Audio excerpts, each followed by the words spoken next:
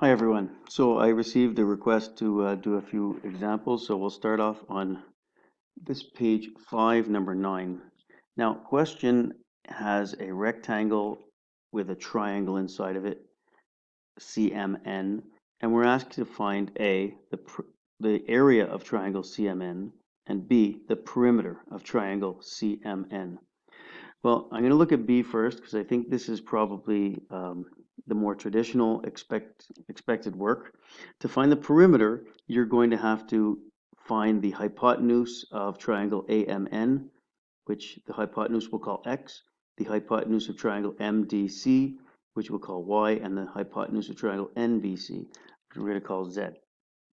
And the way it works is you do the Pythagorean theorem, and because these are Pythagorean triples, I'm leaving some of the details out, but basically you add the legs, the square of the legs, and then square root to find 17. And with MDC, it works just as well. This is another Pythagorean triple, a 7, 24, 25.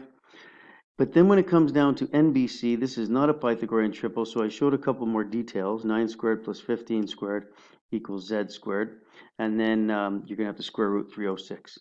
The perimeter of this is basically going to be 17 plus 25 plus 17.49.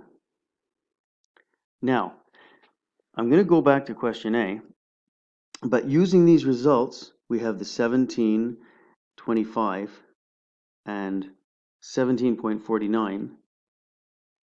We can use these numbers to prove that triangle MNC or CMN is not a right triangle. And since it's not a right triangle, we can't find base times height that way. And some students think that you can drop a perpendicular off of N, but because it's not an isosceles triangle, you can't use that trick either, where you could drop a perpendicular, because we don't know where it's going to split that 25, right? It won't split it in half because it's not isosceles. So the strategy then is to do an indirect area, okay, where you're going to take the